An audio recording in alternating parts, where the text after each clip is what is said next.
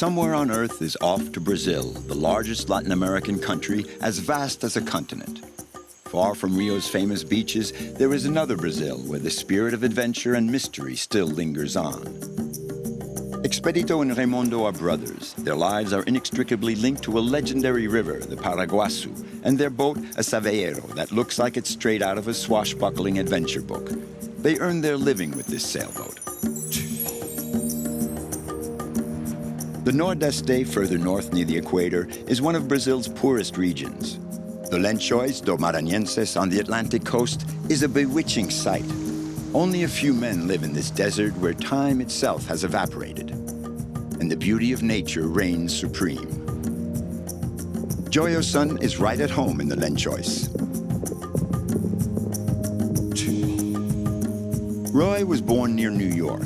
He landed in Brazil about 30 years ago in the Chapada Diamantina. This history and archaeology enthusiast has become an ardent defender of a vast territory where he roams every day.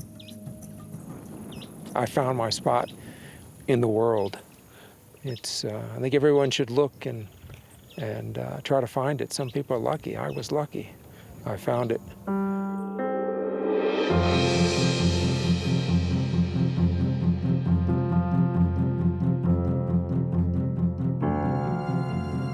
Brazil is the largest country of South America and the fifth largest of the planet. It's a land of paradox and contrast. Urban sprawls exist side by side with vast, unspoiled regions, still a far cry from the modern world.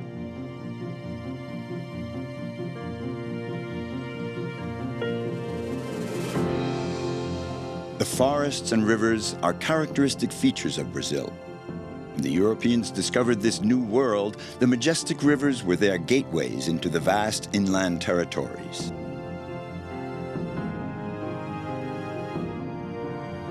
The Paraguaçu is a legendary river. It empties into the Bay of Salvador, the country's third largest city in the state of Bahia on the Atlantic coast, 1,800 kilometers north of Rio.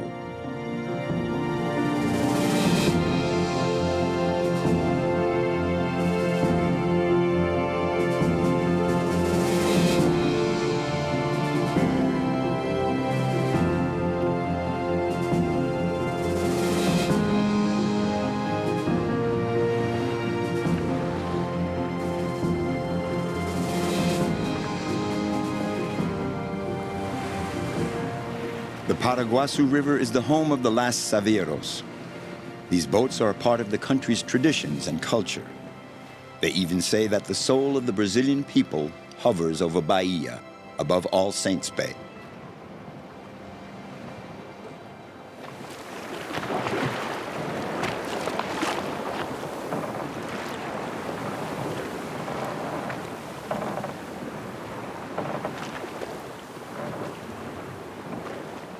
A gente não trabalha através do relógio. Aqui a gente trabalha através do vento. We don't go by the clock here. We go by the wind. We know when we set sail, but we never know when we'll get back. That's up to God. We work with nature and the wind. We don't check our watches. The watch is just for the time we set sail. We're free. This is absolute freedom.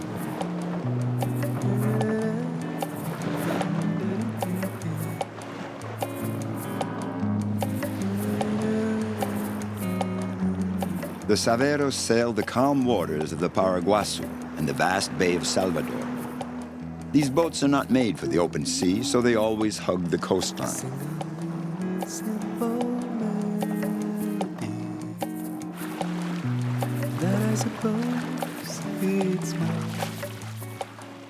The runs are short, but still can take several days depending on the winds, currents, and tides.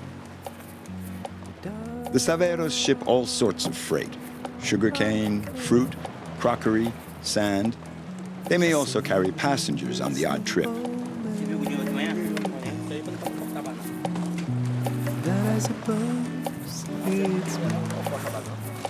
For the past 15 years, Raimondo and Expedito have been doing the same run between the villages along the river and the city of Salvador.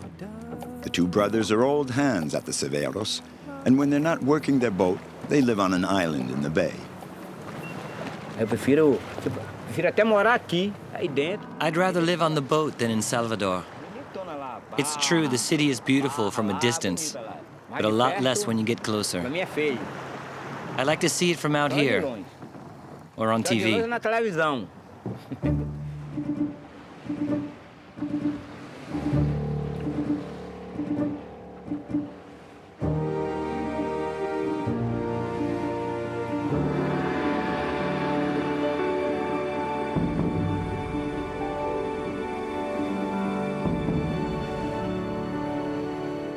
The origin of the saveiro is steeped in mystery. They say that the Portuguese brought sailors from India to train Brazilian shipbuilders. These flat-bottomed craft were perfectly adapted for sailing the rivers and close to the shore. For centuries, the saveiros would ship the materials necessary for the construction of the villages and religious buildings, like the São Antonio monastery built in the 17th century by French monks.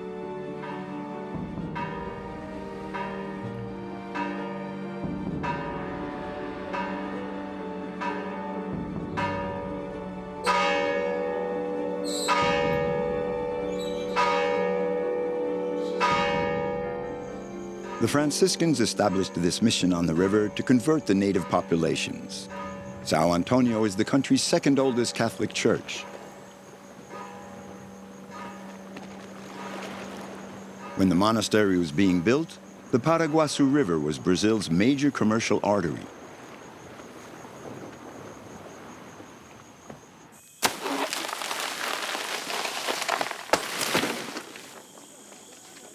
After a day of sailing, the saveiro skippers moor their boats on the Ilha do Mare, the island of the sea, a little patch of land in the middle of the Bay of Salvador. The two brothers have to take on several hundred kilos of freshly cut bananas before the heat becomes too oppressive. Essa aqui é procurada. Aqui é procurada porque é natural. There's a big demand for this kind of banana Faz uma vitamina, não precisa nem botar açúcar, porque because it's natural, sweet, é importante. very sweet. Nós pegamos o frete porque Banana shipping makes up a good part of our business. nós leva em 15 dias. Well, there's not very much else to É transport meio here. até de sobrevivência. Doesn't pay much, Que é but we pouco managed to do a lot with a very Compensa little. muito. Nós vamos And viver. thank God, because this E is aí não vem da agora. how we vem get do along. Tempo dos meus avós.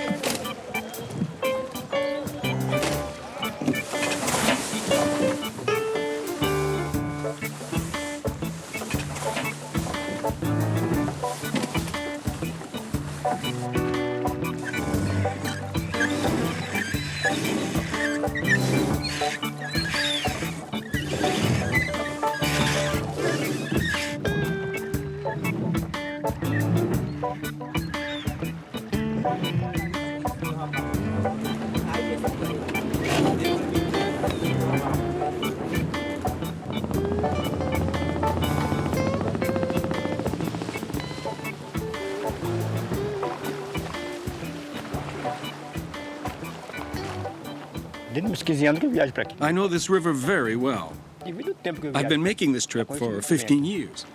Sei onde é pedra, sei onde é I sailed this river so many times with my father when I was little, I know it by heart. Tem hora que I know where the o cara fica rocks and emocionado, sandbars are. devido ao tempo I know que o where cara it's tem aqui safe to dentro. anchor. Às vezes o cara passa a gostar. Sometimes I'll think about all the time I've spent on this river. It really moves me. Gosto de zelar. I love Também this gosto de boat. viajar. I love traveling, Agora só even if it doesn't bring in much money. ganha muito pouco.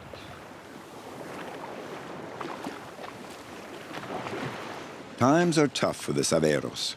Even though the country is enjoying an economic boom, it's harder and harder for them to compete with the trucking industry. On the Paraguaçu, the sailors' experience is handed down from one generation to the next. Raimondo and Expedito learned everything about their craft from their father. He taught them the ancestral sailing skills, but that's not all.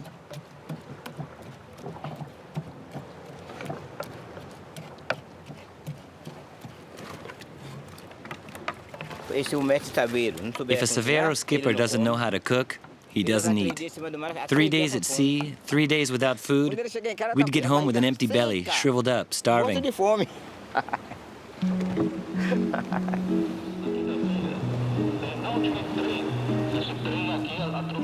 Tonight is football night on the radio, and the saveiros are headed for Salvador, where they'll deliver the bananas.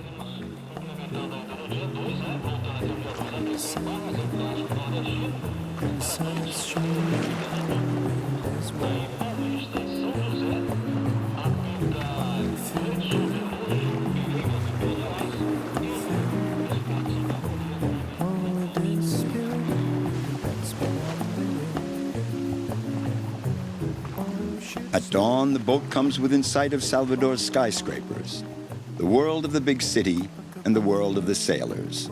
Each goes its own way, ignoring the other.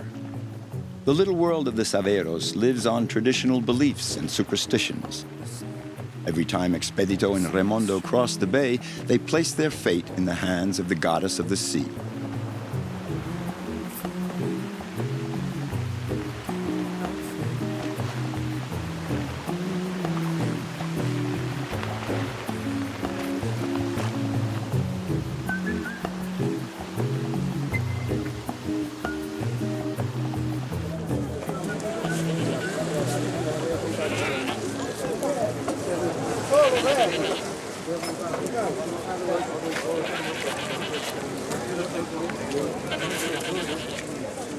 The bananas are swallowed up by this remarkable bustling hive on Salvador's port, one of Latin America's largest covered markets. They don't stay very long, hardly an hour, just enough time to stock up on supplies. For Expedito, the less time spent in the city, the better. Ainda tem choro ainda. Ainda tem choro.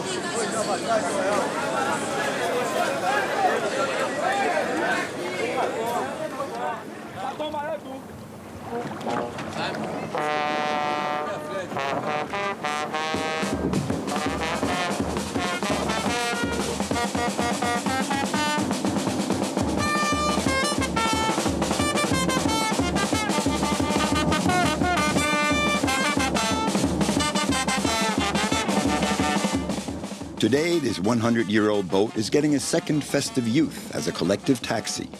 For over the past few days, the entire country has been gearing up for Carnival with its intoxicating rhythms.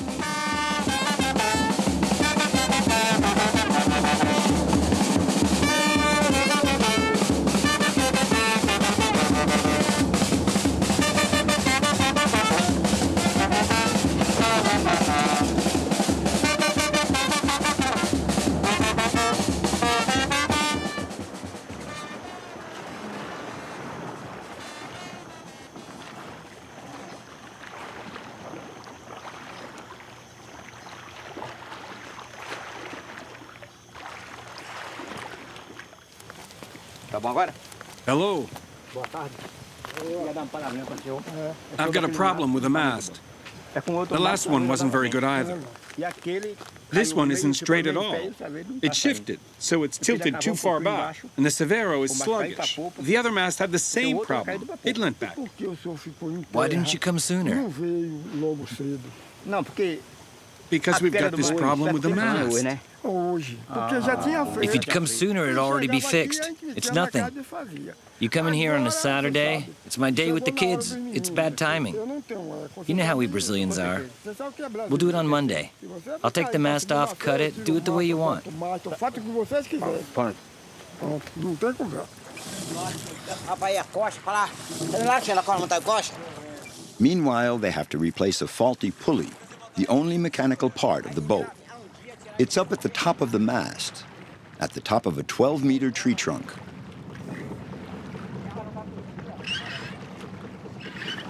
Muito perigoso. It's very dangerous. Só ele meu que tem coragem. He's really brave to climb that mast. I'm not that brave. I'm not macho enough. De macho ele tem.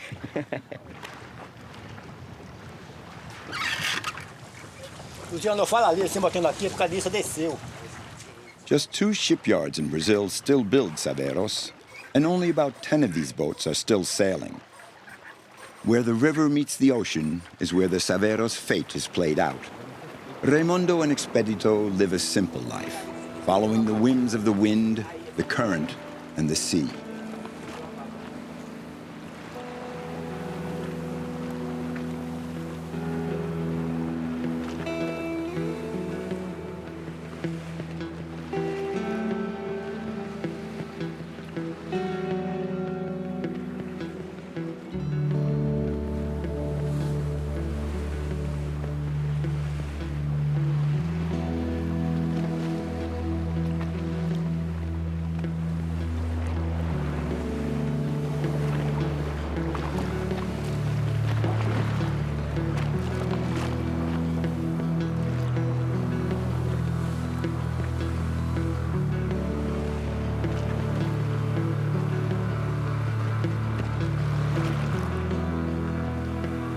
Eu gosto do que faço. I enjoy what I do. If you don't like what you do, it's not worth the effort. Eu gosto do que faço aqui. I really love my life. É ruim no inverno. It's harder in winter, but in summer, with a gentle breeze, it's just great. Such peace. A gente fica tranquilo. The saveiros have remained unchanged for centuries. There are no blueprints to construct these boats. The secrets of the saveiros remain locked away in the memory of the rivermen.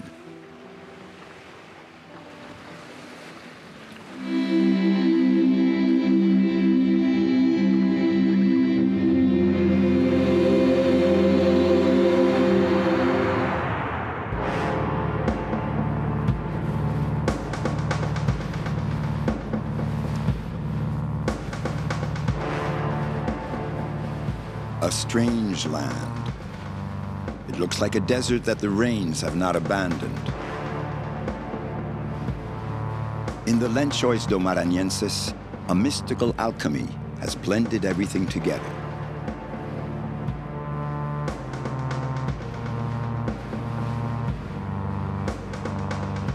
This is a scorched landscape made up of ocean, wind, sand, and the fresh water of the lagoons.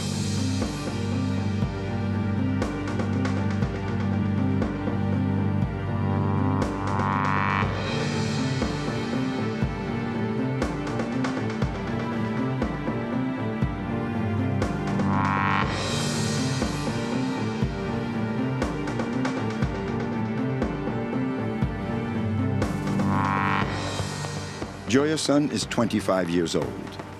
He's treading the land of his childhood. He lives in a small town 2 days' walk from this spot, here where he was born. Whenever he can, he comes back to the Lençóis to visit his parents who live in this desert near the equator in Brazil's Nordeste region.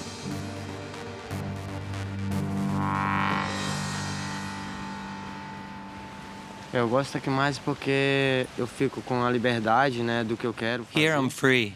E In town, you're not really free to do what you like. O que a gente quer fazer porque Everyone has cada their tem o own seu little lugarzinho. space. Então, quando eu chego aqui, When I come here, pra mim, almost a área all of it quase is toda é mine. nossa. Então eu faço o que eu quero. It's like a dream realizo come meu true. sonho, e I'm at fico peace, muito à vontade. and that doesn't happen Então, in na cidade town. a gente não fica muito à vontade.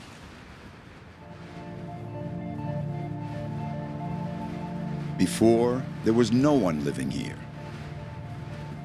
In the 1950s, Joyoson's family, fleeing a severe drought in the Sertão, an arid inland region of Brazil, decided to settle in an oasis in the Lençóis. To survive, Joyoson's ancestors came to a desert where fresh water can be found just beneath the surface of the sand.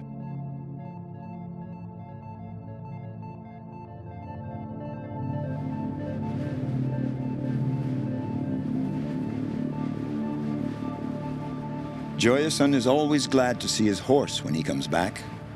He named him Great Tiger, and he's an ideal mount for galloping across the dunes. In the rainy season, countless freshwater lagoons form on the surface. They're not a mirage like you'd find in other deserts the world over. They're very real.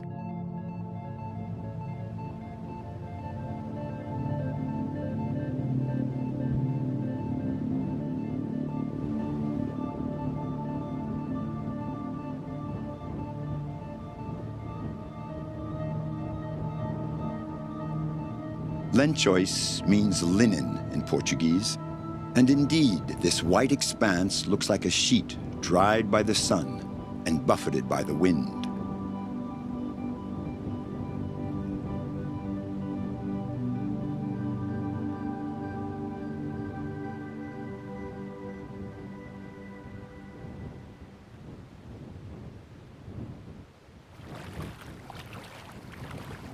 The rainy season has just begun. It lasts 6 months and completely transforms the landscape. The scorching heat and the influence of the ocean, the Lençóis suffer the effects of the weather. The lagoons are formed by water from aquifers lying just beneath the surface of the sand. This bounty of fresh water is the source of life in this arid environment. In just a few weeks, the plant and animal life reflourish in the Lençóis lagoons after lying dormant through months of drought.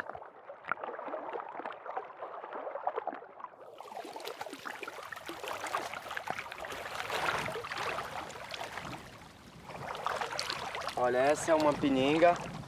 It's a paninga. Difícil a gente encontrar. They're quite scarce. Ela vive numa lagoa. It lives in the lagoons, in the water for 6 months, and then it burrows down into the sand for 6 months.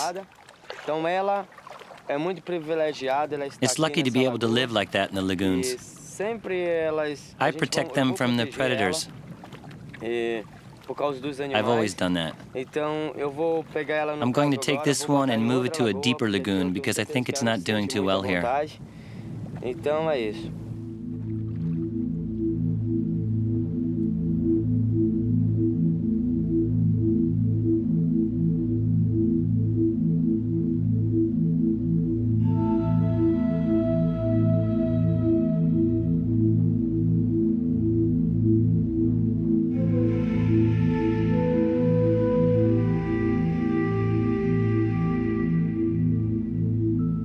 How to grasp the dimensions of this bewitching land?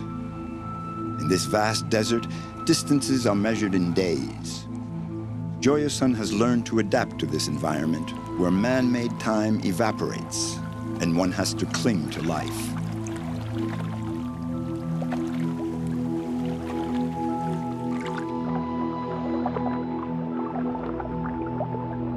Eu nasci e me criei aqui na oasis chamada I was born here. Grande, né? Então quando eu tinha I grew up in the 7 Baixa anos, Grande eu oasis. comecei a andar com meu pai. When I was 7, Então meu pai I started going out with my criava father animais. to tend the livestock. Então a gente passava 2, We'd go out 3 into the dias Lençóis for 2-3 days A at a gente fazia time. acampamento, We'd a gente sleep dormia outside, sem no lençol. tent or anything. As dunas, elas The dunes would be fazem our um walls, paredão, our E shelter. a gente dorme, faz And to uma sleep, cama, we'd dig out a começa a sort of cavar, bed in the vai ser uma sand. cama e aí dorme.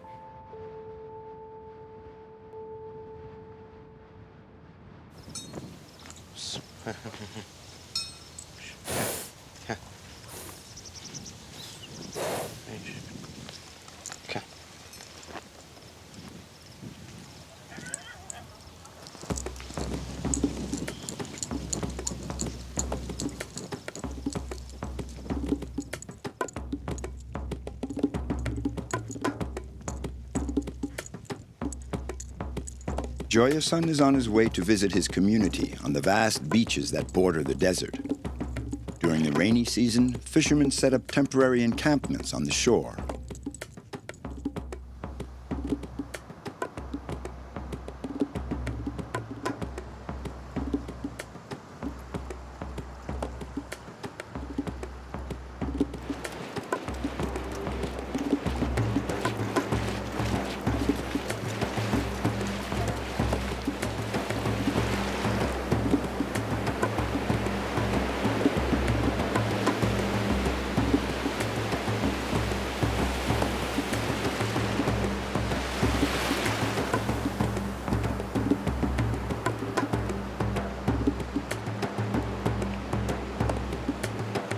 Fishing is the principal activity and the main source of revenue for these communities. It's a collective effort, everyone doing their part. Then they share out the catch among the families.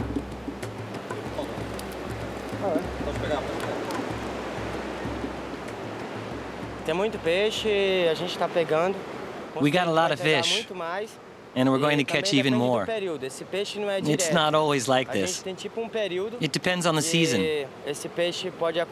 Sometimes we don't catch anything. Today we'll get 20, 30 kilos, but sometimes you end up with no more than 5 or 6 fish in the net. It depends.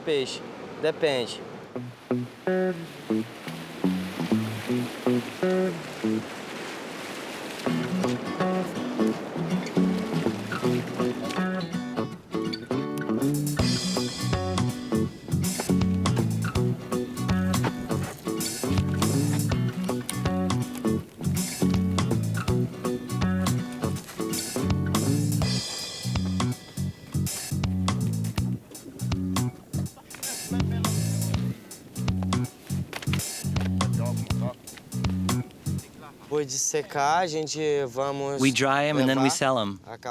We could sell these in 2 days. It depends on the number of buyers.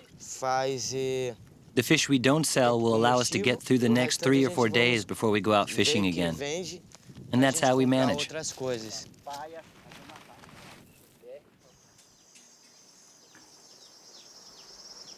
Joyoson's family lives here. In the dry season, they tend their flocks. The rest of the time, they farm and fish. The inhabitants of the Lençóis live almost completely on their own, cut off from the rest of the world in their 2 oases. Nature is not very generous here, but they do manage to grow vegetables and some fruit. In the rainy season, they harvest cashew nuts, which they then sell or barter in the neighboring villages.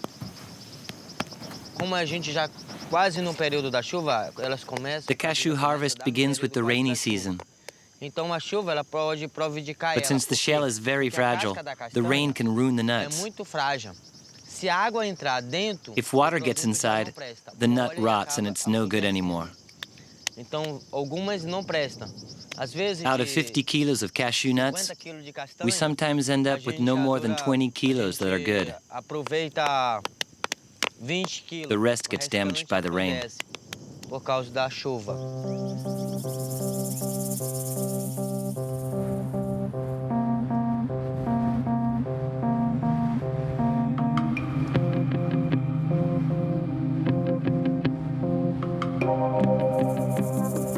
Joyoson grew up on this land, far from the bustling world.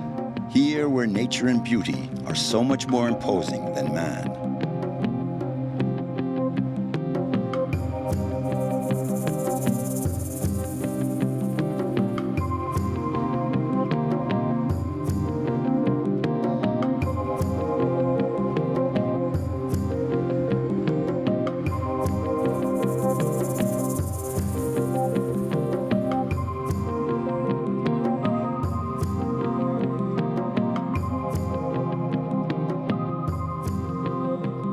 This landscape of shifting sand and water radiates a certain harmony. The Lençois de Maranhenses are a haven where the inhabitants seem to be waiting for something.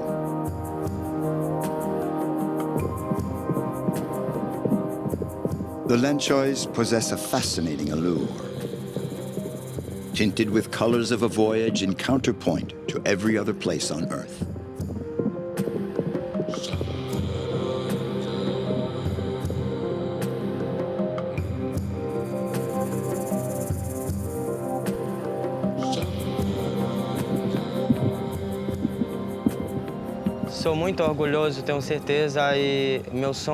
I'm proud to live in and be part of this place. For me, it's a dream. It's the best place in the world, that's for sure. This is my place. It's wonderful. I'm going to stay here. I'm really happy. I'll never leave. I think I'll stay here forever.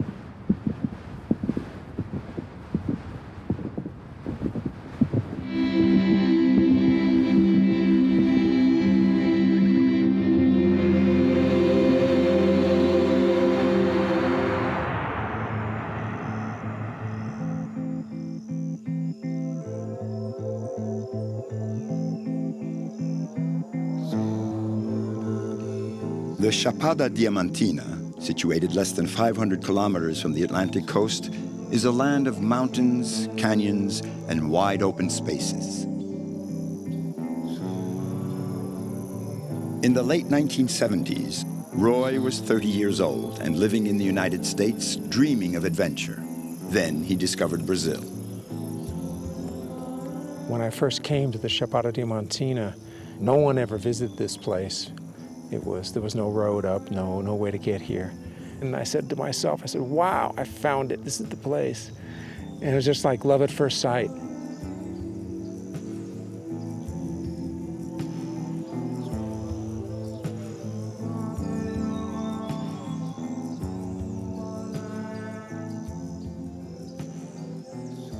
I really didn't decide, it was decided for me. And the place just grabbed me. And I said, wow, yeah, I can handle that. I love it. So I just stayed. Just never even thought about leaving. It's just a great place. I found my spot in the world. I think everyone should look and try to find it. Some people are lucky. I was lucky. I found it.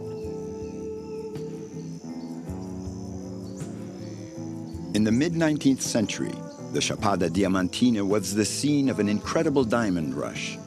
Thousands of adventurers flocked here to try their luck.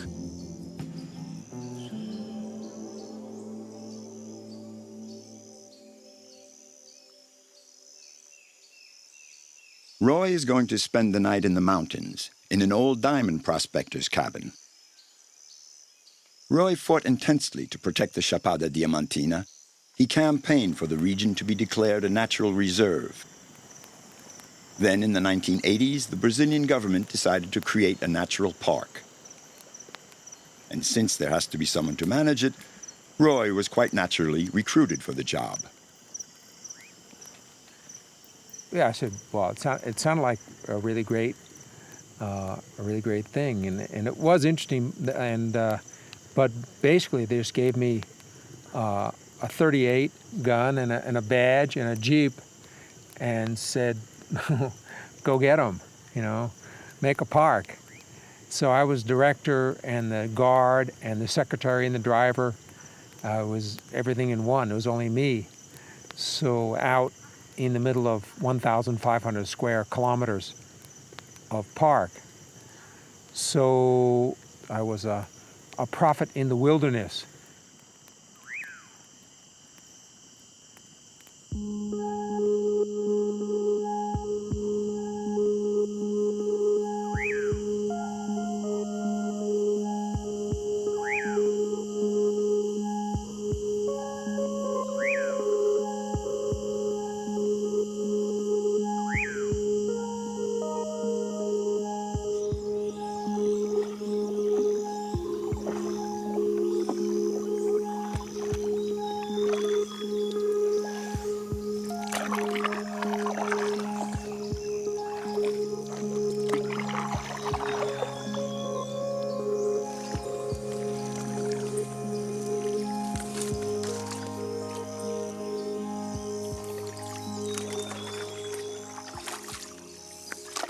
I had been a professional student in the United States, going to college forever, and I burned out. And I just was working a bit in the United States, just traveling a bit there, but I didn't have any direction. I didn't have any idea of what I really wanted to do. So I just kind of threw the dice in the air and just saw what came up, and it really changed my life. I expected to spend 2 or 3 years just doing something different, but it just totally, completely changed my life, and it just introduced me to a whole new country, a whole new culture, and a utility that I didn't have in the U.S. I can't even imagine what I'd be doing in the U.S. if I was there now. But here I have a function. I'm doing something that I feel is important.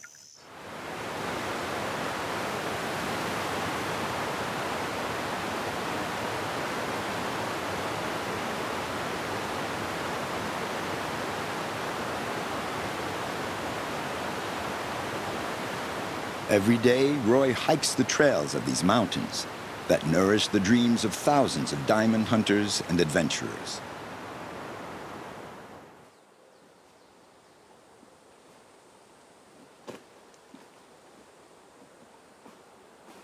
To repay this country for all it has given him, Roy has become an amateur historian.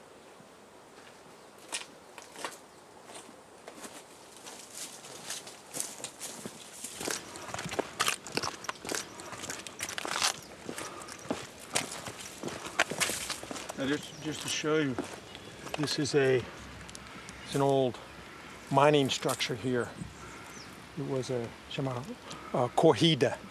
They would put water down this ramp here. 90% of the work of a diamond mine here is bringing water to your claim, to your mine, because what diamond mining is separating a couple of milligrams of carbon crystals of diamonds from tons of sand and rock and mud and other things. And the only way you can do that is with water. So the mountains are full of aqueducts here, small ones, big ones, all over the place that bring the water from the river or collect it from rainfall and direct it toward their mines.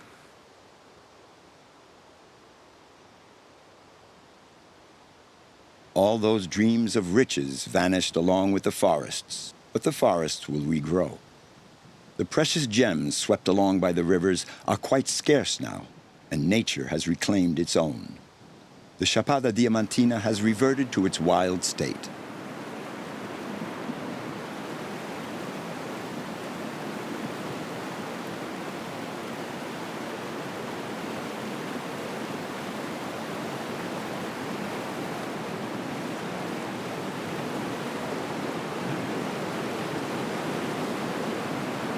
It is tea. It's organic material.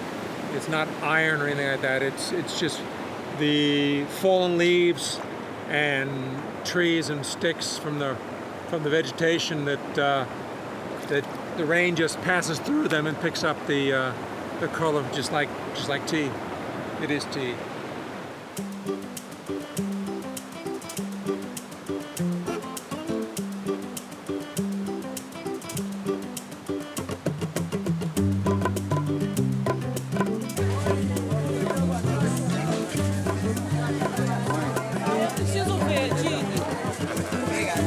Usar a imagem da barraca.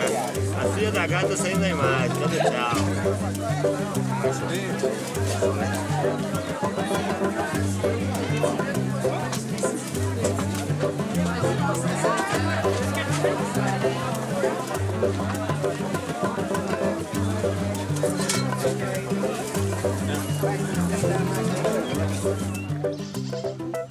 Roy has become a local personality. Thanks to his efforts, the Chapada Diamantina is once again a land of exploration, a paradise for hikers and people in search of wide open spaces. In the 1980s, you had to be slightly mad to settle in this old colonial town. Roy has founded a family here. He's become a Brazilian citizen, and he's committed to the protection of this land that has gradually become his own. This was a town that was very isolated. Well, this whole area here. They had very little experience with they had experience with foreigners 100 years ago during the Diamond Era, but after that, all they really knew about Americans or European, or especially Americans, were what they saw in the movies, this was in the 70s, just spy films and things like that.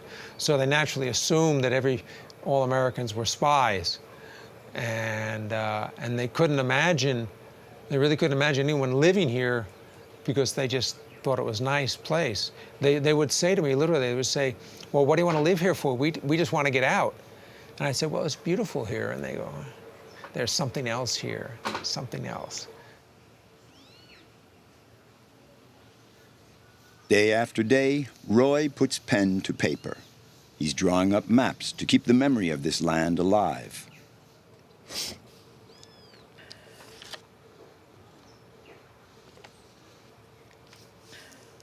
The idea is to put this down on paper before it's lost, to get their history remembered and permanent, whereas now it's very It's very volatile. It's all in their heads, and like I say, this is the last generation of the old-time miners. So we either get this information down now, or it's lost forever.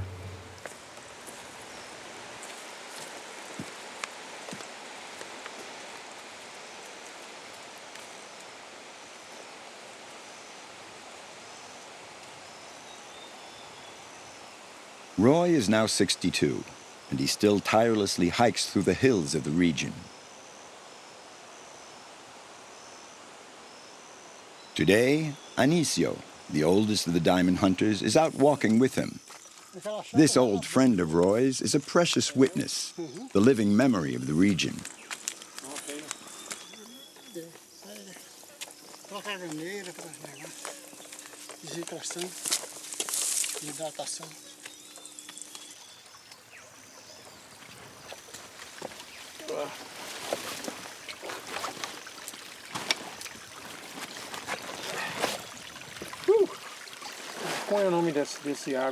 What's the name of this stream?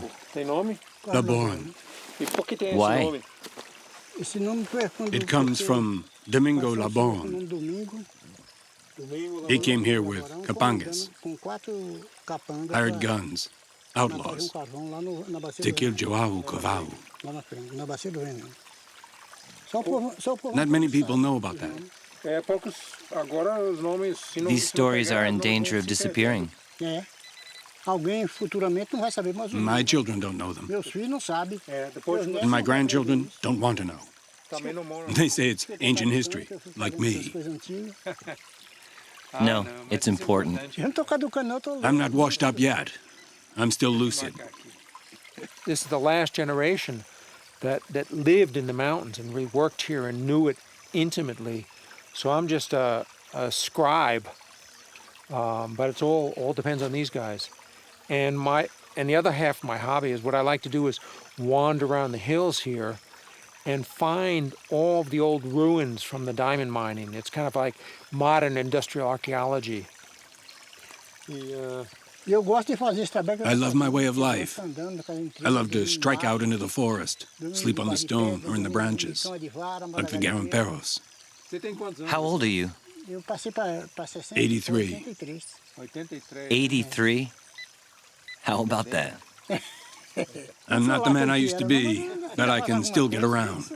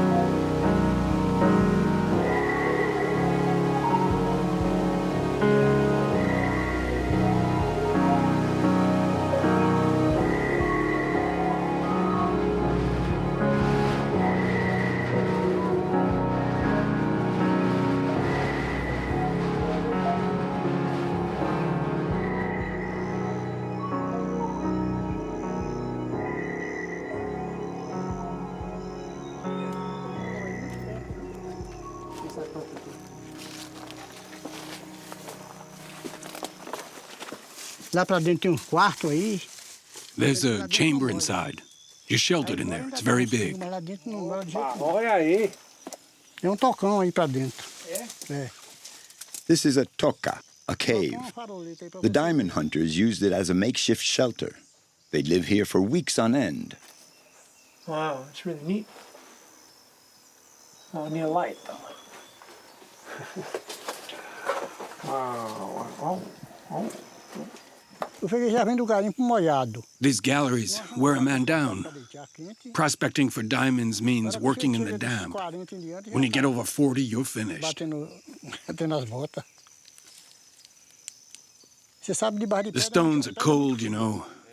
And there are a lot of mosquitoes, so we always had to have a fire going.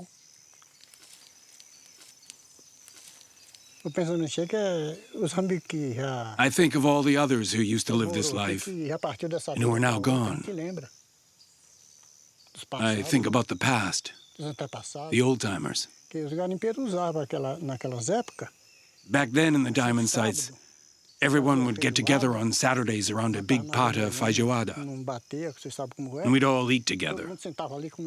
We were all friends.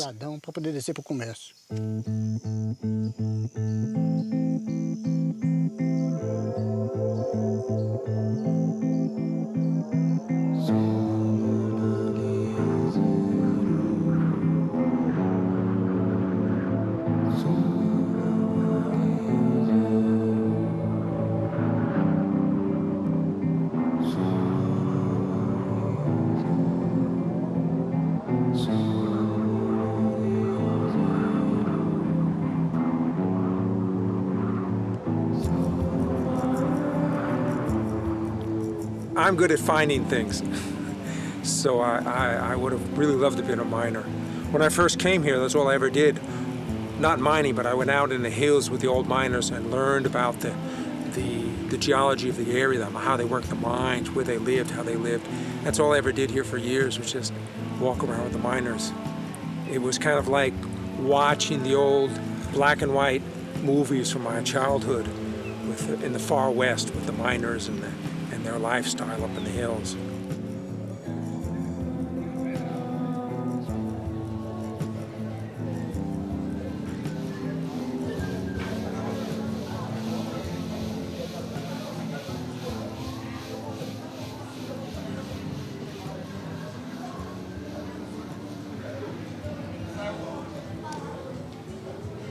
The sons of the miners, the sons of the hunters who lived exploiting directly to, hunting game and digging out diamonds and setting fire to everything.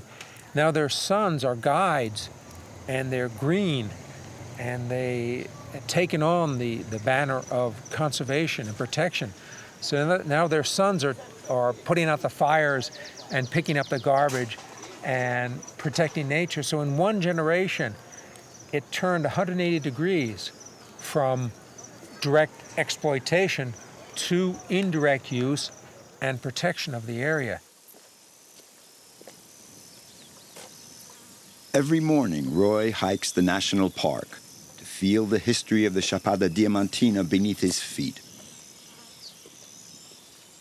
In a few years, the locals will remember this American who traveled from New York and happened onto this place. They'll probably say they'd see him head off into the mountains every day. The ones that knew him will be able to tell how the life of this quiet American was a story of love at first sight between a man and nature.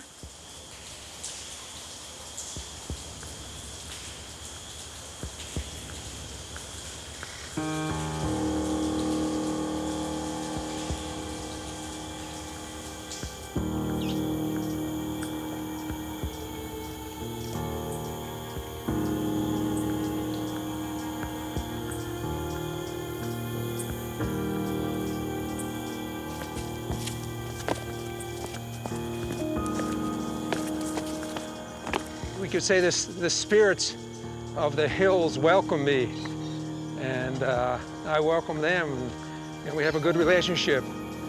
And it's just a really nice place to live, to be in harmony with, to help.